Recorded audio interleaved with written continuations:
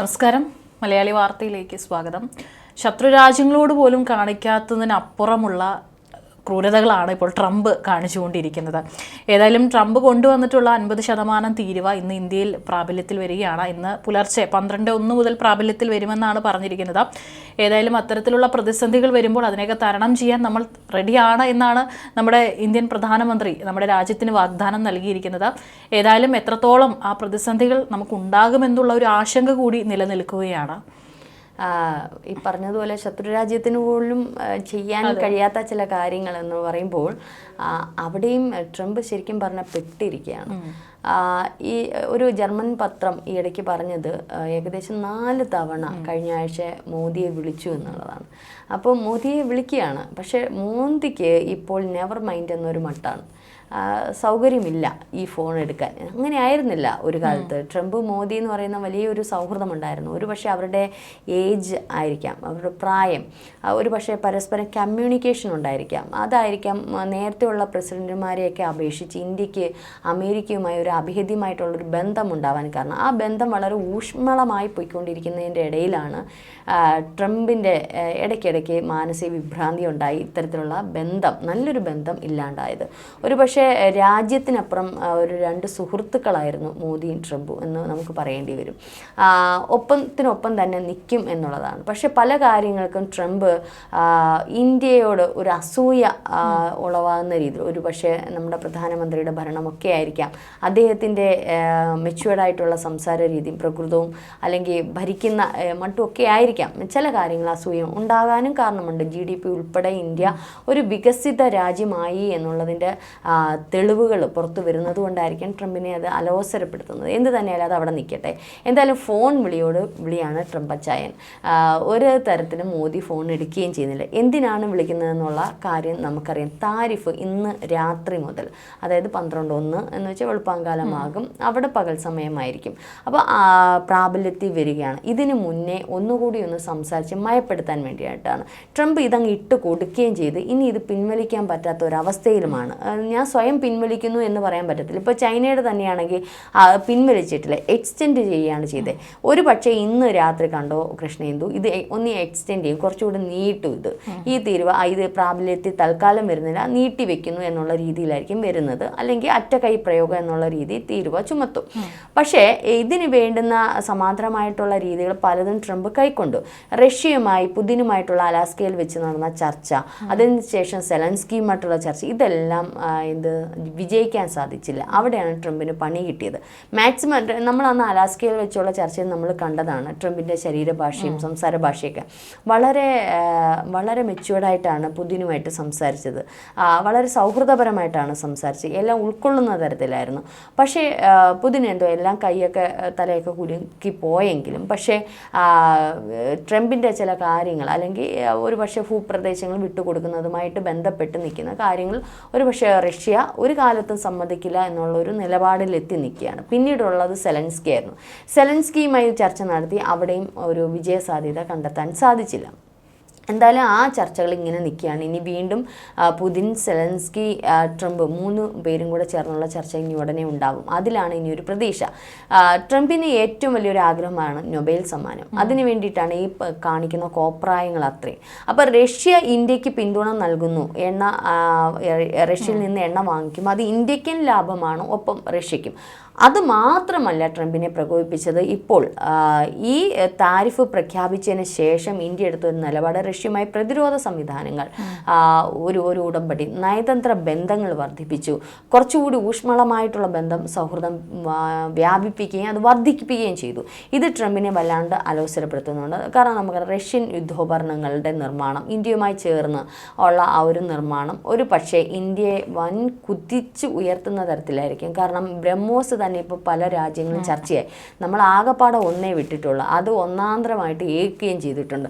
പക്ഷേ നമുക്കറിയാം അമേരിക്കയിലെ F-35 ഒക്കെ ഇവിടെ കേരളത്തിൽ വന്ന് കിടക്കുന്നതൊക്കെ നമ്മൾ കണ്ട്. ചൈനയുടെ പല സാധനങ്ങളും പൊട്ടാതെ മിസൈലുകളൊക്കെ വന്ന് കിടക്കുന്നത് കണ്ട്. അപ്പം ഒരു പക്ഷേ അവരുടെയൊക്കെ കച്ചവടത്തിന് ഒരു ആഘാതം ഉണ്ടാകുന്ന തരത്തിൽ, അല്ലെങ്കിൽ ഇന്ത്യൻ കച്ചവടം, പ്രതിരോധ മേഖലയിലെ ആയുധ ഉപകരണങ്ങളുടെ കച്ചവടം പൊടിപ്പിക്കുന്ന തരത്തിലാണ് ഇന്ത്യൻ നിർമ്മിത ആയുധങ്ങളുടെ ആ ഒരു നിർമ്മാണം പുരോഗമിക്കുക. അതിനുവേണ്ടി എത്ര കോടികളാണ് ഒരുപക്ഷെ നമ്മുടെ രാജ്യം ഇനി ചെലവഴിക്കാൻ പോകുന്നത്. പലതും ഇപ്പോൾ സ്വപ്ന പദ്ധതിയായിട്ട് വന്നുകൊണ്ടിരിക്കുന്നു.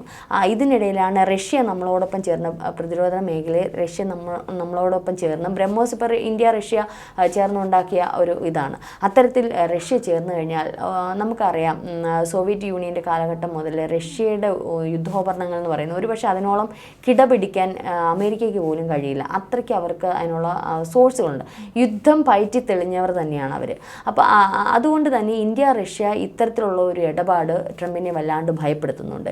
എന്തൊക്കെയാണ് ഇവരുടെ ഇടപാടുകൾ എന്നുള്ളത് മാത്രമല്ല ഒപ്പം ചൈനയും കൂടെ ചേർന്നിട്ടുണ്ട്.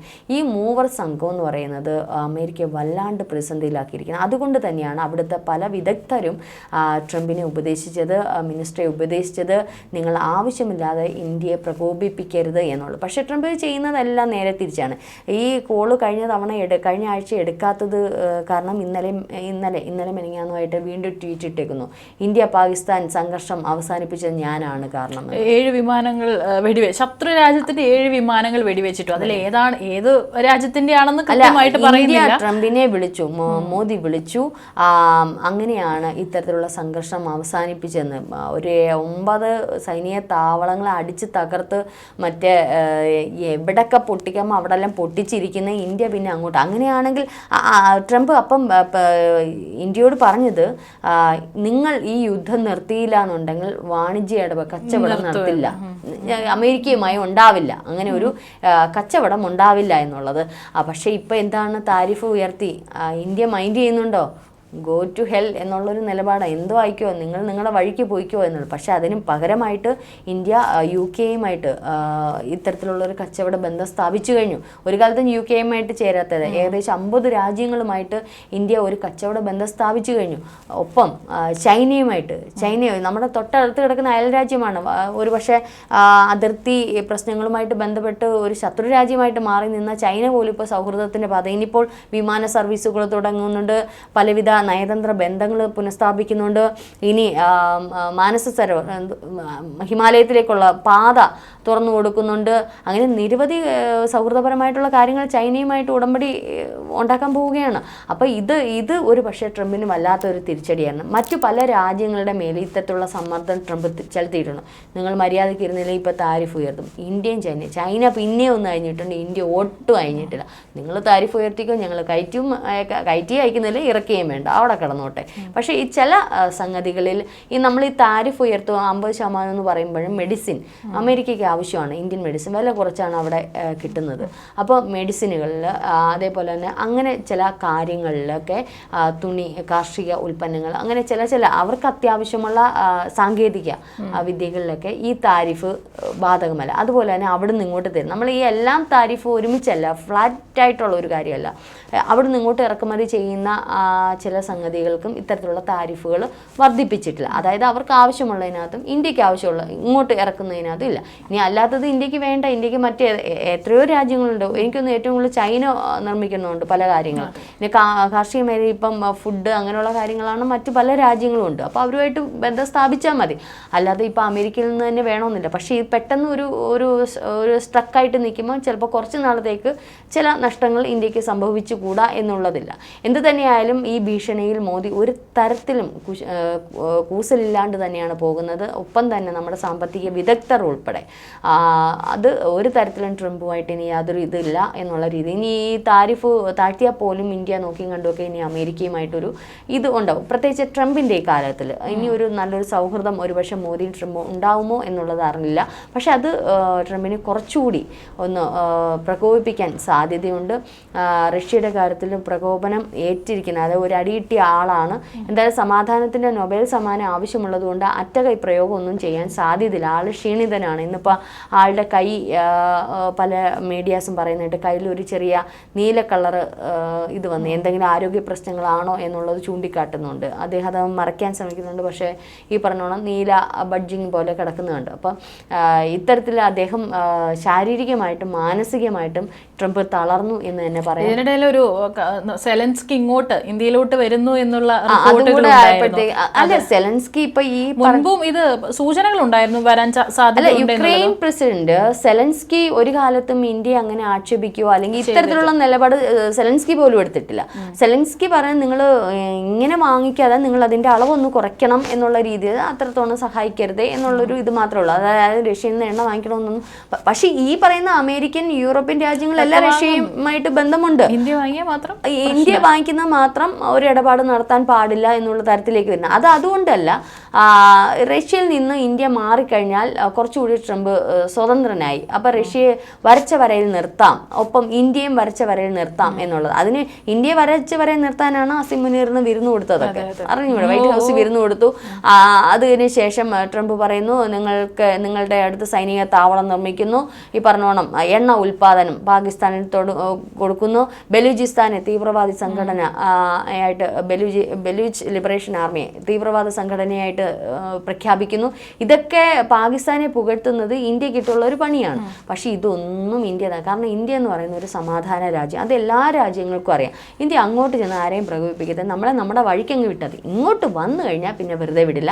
അതൊരു പക്ഷേ നമ്മുടെ പ്രധാനമന്ത്രി നരേന്ദ്രമോദി ആണെങ്കിൽ ഇനി അടുത്തൊരു ഭരണപക്ഷം ഇരുന്നാൽ നമ്മുടെ സൈനികർ എന്ന് പറയുന്നത് അത്രയ്ക്ക് പവർഫുള്ളാണ്. അത് പണ്ട് കാലം മുതലേ ചരിത്രം പഠിപ്പിക്കുന്ന രാജാക്കന്മാരുടെ കാലം മുതലേ നമ്മുടെ സൈനികർ, നമ്മളുടെ സോൾജിയേഴ്സ് എന്ന് പറയുന്ന പവർഫുള്ളായിട്ടുള്ള വ്യക്തികളാണ്, നല്ല കൂർമ്മതയുള്ള ബുദ്ധിയുള്ള വ്യക്തികൾ തന്നെ. അപ്പം ഓരോ സൈനികർ, അപ്പം അത് എന്തായാലും നമ്മൾ അത് ഈ ഒരു ഓപ്പറേഷൻ സിന്ദൂർ കഴിഞ്ഞ ശേഷം അത് ഒന്നും കൂടി അങ്ങ് ഉറപ്പിച്ചിരിക്കുകയാണ്. കാരണം വളരെ ഒരു പ്രിസിഷൻ അറ്റാക്ക്, അത് നമ്മുടെ രാജ്യത്ത് തന്നെ നിർമ്മിച്ചിട്ടുള്ള തദ്ദേശീയമായി നിർമ്മിച്ചിട്ടുള്ള ആയുധങ്ങൾ ഉപയോഗിച്ചിട്ടുള്ള ഒരു അറ്റാക്കാണ് ഇന്ത്യ നടത്തിയിട്ടുള്ളത്. അല്ല, ഈ കൃഷ്ണേന്ദ്രനോ എനിക്ക് അറിയാമായിരുന്നോ ഇത്രത്തോളം ആയുധങ്ങൾ?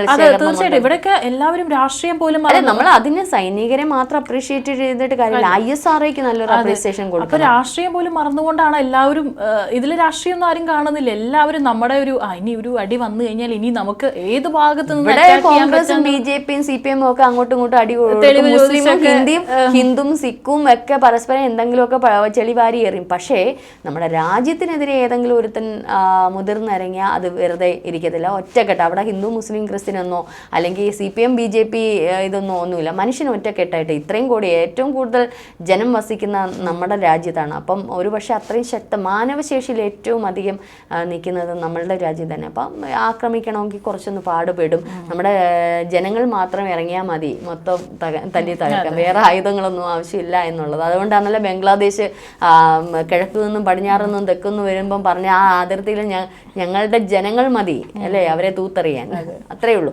അപ്പോൾ എന്ത് തന്നെയാലും താരിഫ് ഇന്ന് രാത്രിയോടെ തന്നെ പ്രഖ്യാപിക്കില്ല എന്ന് രണ്ട് നിലപാട് വരുവാണ്. പ്രഖ്യാപിക്കാതെ മിക്കവാറും എക്സ്റ്റെൻഡ് ചെയ്യാൻ, കാരണം ഇന്ത്യ കൂടുതൽ പ്രകോപിപ്പിക്കാൻ സാധ്യതയില്ല എന്നുള്ളതാണ് വരുന്ന വാർത്ത സൂചനകളൊക്കെ. അങ്ങനെ വരുവാണെങ്കിൽ ഒരുപക്ഷെ അമേരിക്കയ്ക്കകത്ത് തന്നെ ട്രംപിനെതിരെ വലിയൊരു ഇതുണ്ട്. കാരണം ഈ ഒരു താരിഫ് ഇന്ത്യൻ നിർമ്മിത സാധനങ്ങൾ ഉൾപ്പെടെ മലയാളികൾ ഏറെ തങ്ങുന്ന ഒരു രാജ്യമാണ്. ഇന്ത്യൻ നിർമ്മിത സാധനങ്ങൾക്ക് അവിടെ വിലക്കുറവാണ്. അപ്പോൾ ഇത് സാരമായി അവിടുത്തെ ജനങ്ങളെ ബാധിക്കുന്നുണ്ട്. ചൈനയായിട്ട് ഇത്തരത്തിലുള്ള കാര്യം എപ്പോഴും ബാധിച്ചിരുന്നു. അപ്പോൾ അവിടുത്തെ ജനങ്ങൾ പൊറുതിമുട്ടി ഇദ്ദേഹത്തിൻ്റെ ഭരണം കാരണം. അപ്പം തീർച്ചയായിട്ടും അതിന് അവർക്ക് അടി കിട്ടും എന്നുള്ളത് കൊണ്ട് തന്നെ ഇതിൽ നിന്ന് പിന്മാറാനാണ് സാധ്യത. എന്തായാലും നമുക്ക് ഇന്ന് രാത്രി വരെ കാത്തിരിക്കാം. ഫോൺ വിളി തന്നെയാണ്. മോദി നെവർ മൈൻഡ് എന്നൊരു മട്ടുമാണ്. ഫോൺ എടുക്കില്ല എന്നുള്ളൊരു നിലപാട്. അത് സൗഹൃദത്തിനിടയിൽ ഒരു വിള്ളൽ വന്നതുകൊണ്ടാണ്. സുഹൃത്തിൻ്റെ ഇടയിൽ ഒരു പിൻകുത്തൽ ഉണ്ടായിക്കഴിഞ്ഞാൽ പിന്നെ ഒരു സൗഹൃദം വിശ്വസിക്കാൻ കൊള്ളില്ല എന്നുകൂടി നമുക്ക് പ്രേക്ഷകരോട് പറയാം.